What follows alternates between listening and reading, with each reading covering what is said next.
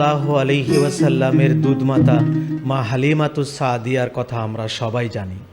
দত্তক প্রথার কারণে হুজুর সাল্লাল্লাহু আলাইহি সাল্লামকে শিশু অবস্থায় দত্তক দেয়া হয় মা হালিমাতুস সাদিয়ার কাছে।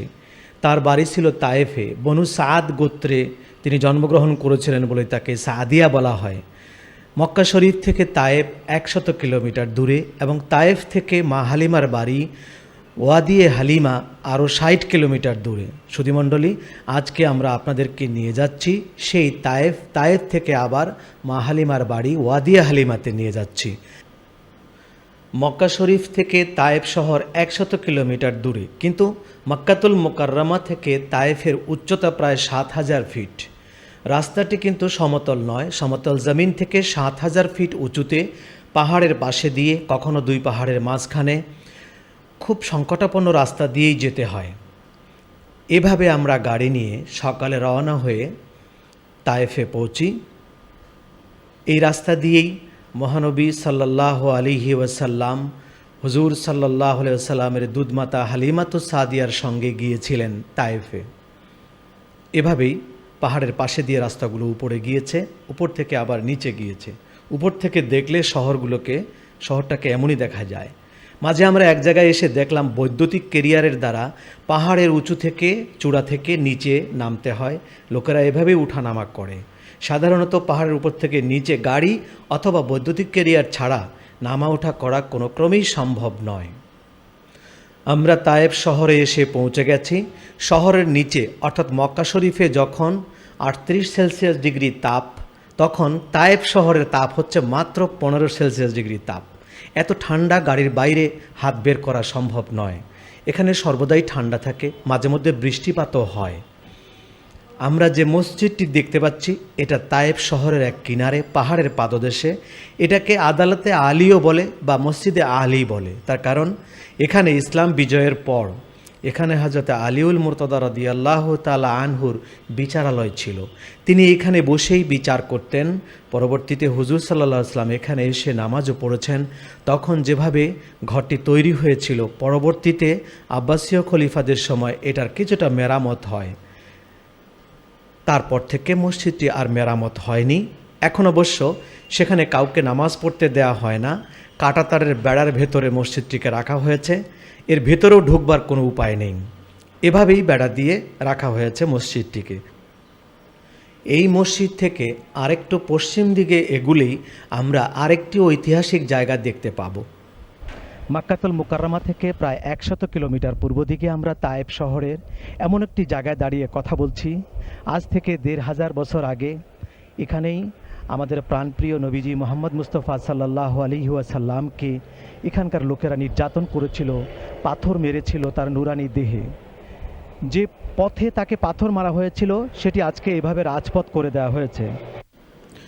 যে ভবনটি আপনারা দেখতে পাচ্ছেন, এখানেই মহানবী সাল্লাল্লাহু আলাইহি ওয়াসাল্লাম হযরতে হালিমাতুস সাদিয়ার কাছ থেকে চলে যাবার পর পুনরায় আল্লাহর দ্বীন প্রচারের উদ্দেশ্যে বুক ভরা আশা নিয়ে আত্মীয় স্বজনের কাছে এখানে এসেই হুজুর সাল্লাল্লাহু আলাইহি ওয়াসাল্লাম আশ্রয় নিয়েছিলেন।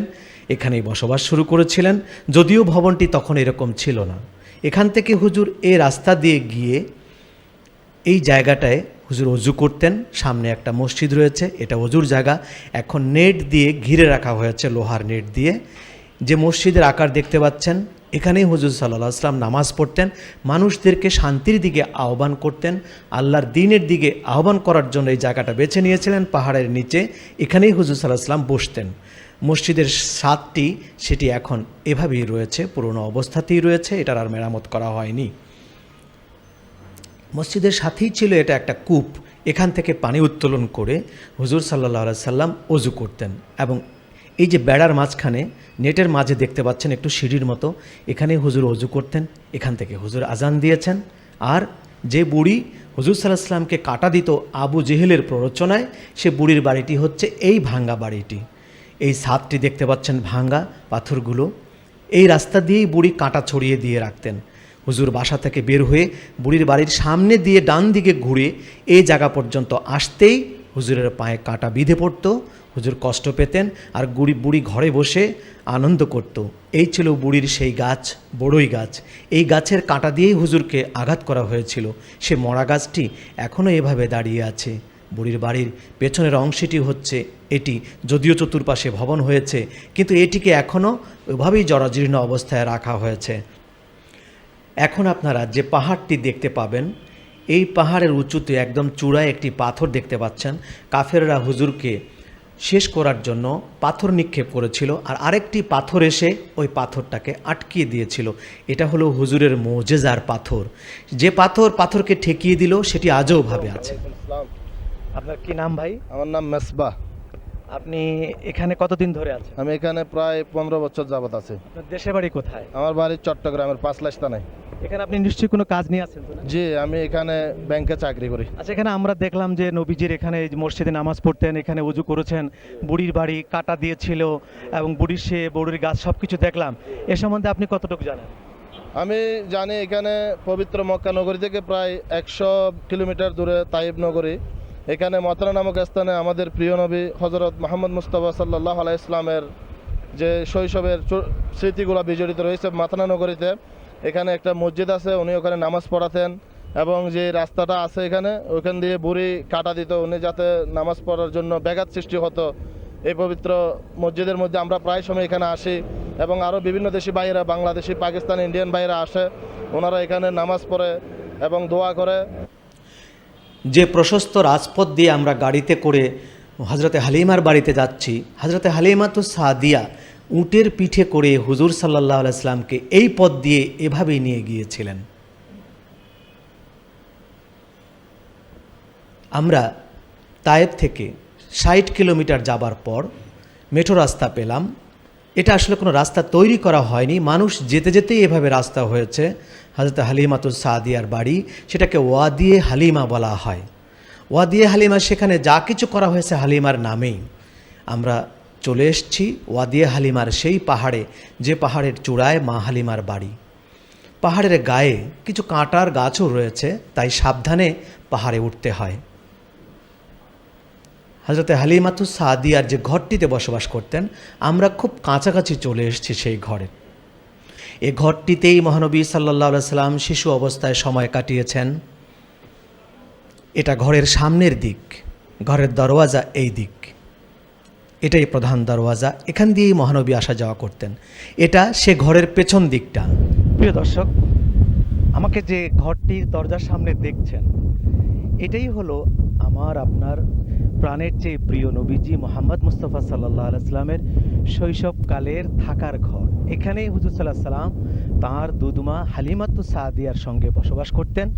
এই দরজাটি দেখতে পাচ্ছেন, এটা দিয়েই হুজুর সাল্লাল্লাহু আলাইহি সাল্লাম ঢুকতেন।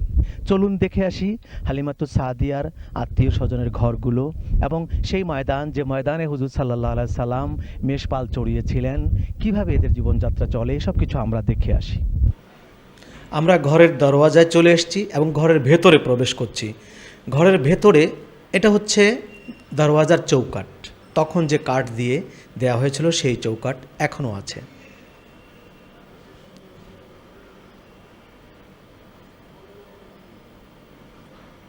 চৌকাঠের নিচ দিকে এটা। আমরা ঘরের ভেতরে প্রবেশ করেছি। আপনারা ভেন্টিলেটর দেখতে পাচ্ছেন। ভেতরে দুটো রুম মনে হচ্ছে, একটি প্রাচীর। একটি রুমে হুজুর সাল্লাল্লাহু আলাইহি সাল্লাম এবং তার মা থাকতেন, হয়তো অন্যটিতে হযরত হালিমার স্বামী থাকতেন। এটাই হচ্ছে ঘরের ছাদ। যদিও ছাদ নেই, ছাদ কেমন ছিল তা বোঝা যাচ্ছে। পাহাড়ের চূড়া থেকে পূর্ব দিকে 100 ফিট নিচে এখানেই হুজুর সাল্লাল্লাহু আলাইহি সাল্লামের সিনা চাক হয়েছিল। হুজুরের ওপেন হার্ট সার্জারি বা সিনা চাক মোট 4 বার হয়েছিল। তার মধ্যে এখানে হয়েছিল একবার, হযরতে জিবরিল আমিনের মাধ্যমে হয়েছিল। এই অঞ্চলের নাম ওয়াদিয়ে হালিমা। এখানকার একজন বালকের সাথে আমরা কথা বলছি। هذا يسمى بيت، هذا وادي كله وادي حليم، هنا مرضعة الرسول صلى الله عليه وسلم حليمة السعدية। ছেলেটি বলল, এখানেই হুজুর সাল্লাল্লাহু আলাইহি ওয়াসাল্লাম ছিলেন। এই অঞ্চলের নাম ওয়াদিয়ে হালিমা। এখানকার আলো বাতাস এবং বৃষ্টি সবকিছু আমার কাছে বড় ভালো লাগে। جبل كله برد، كله مطر، كله هنا في ديبان حياة، كنت تعرف كله كلب، حياة صعبة। মা হালিমাতুস সাদিয়ার ঘর থেকে একেবারেই পাহাড়ের পাদদেশে নিচে, সেখানে মা হালিমাতুস সাদিয়া তার বাবার সাথে বসবাস করতেন ছোটবেলায়। এই সেই ঘর, 3 কামরা বিশিষ্ট, 2টো বারান্দাও রয়েছে। এখানেই শৈশবকাল কাটিয়েছেন মা হালিমাতুস সাদিয়া। যেখানে এসেছি, যে দরওয়াজাটা আমাকে দেখছেন, এই ঘরটা, এটাই মা হালিমাতুস সাদিয়ার ঘর ছিল, কিন্তু তিনি তার বাবার সাথে এখানে থাকতেন। এটা তার বাবার বাড়ি ছিল। এই ঘরটিতে দেখা যাচ্ছে 3টি রুম দেখা যাচ্ছে। এটি লম্বালম্বি একটি, এর মাথায় ওপাশে আরেকটি রয়েছে, পাশে আরেকটি রয়েছে, এবং একটি বারান্দাও রয়েছে সামনে। এর নিচে আবার আরেকটু বারান্দা রয়েছে, সেখানে একটি গাছ রয়েছে, বাবলা কাঠের এখনও রয়েছে। হিংস্র জীব জানোয়ারের আক্রমণ থেকে নিরাপদে রাখার জন্য বাচ্চাকে নিয়ে মা হালিমাতুস সাদিয়া পরবর্তীতে পাহাড়ের চূড়ায় এই ঘরটি বাঁধেন এবং সেখানেই হুজুর সাল্লাল্লাহু আলাইহি ওয়াসাল্লামকে নিয়ে থাকেন। তৎকালীন আরবের লোকদের উট, দুম্বা, মেষ, ছাগ এগুলো লালন পালন করাই ছিল জীবিকার প্রধান মাধ্যম। আর তাই হযরতে হালিমাতুস সাদিয়া রাদিয়াল্লাহু তাআলা আনহা তিনিও মেষ, ছাগ, দুম্বা ইত্যাদি লালন পালন করতেন। নিজে সেগুলোর খাবার জোগাড় করতেন, খাবার বিতরণ করতেন সেগুলোর মধ্যে। তার পাশাপাশি হুজুর সাল্লাল্লাহু আলাইহি সাল্লাম নিজেও হযরতে হালিমাতুস সাদিয়ার উট, দুম্বা এবং মেষ পাল চড়ানোর কাজে হুজুর সাল্লাল্লাহু আলাইহি সাল্লাম নিজেও অংশগ্রহণ করেছেন। বুক ভরা আবেগ নিয়ে ১৫০০ বছর পর গিয়ে আমরাও সেই দৃশ্য দেখতে পেলাম। আপনারা দেখতে পাচ্ছেন সে মাঠে এখনও দুম্বা, মেষ, ছাগ ইত্যাদি চড়ানো হয়ে থাকে। সেই মেষপাল, সে আকাশ, সে বাতাস, সে রোদ, সেই জমিন এখনও আছে যার উপর দিয়ে মহানবী সাল্লাল্লাহু আলাইহি সাল্লাম বিচরণ করেছেন, হাঁটাচলা করেছেন। আত্মতৃপ্তির সাথে মা হালিমার বাড়ি দেখে বেদনা ভারাক্রান্ত হৃদয়ে ফিরে যাচ্ছি। জীবনে আর কখনো আসা হবে কি না তা আল্লাহই ভালো জানেন।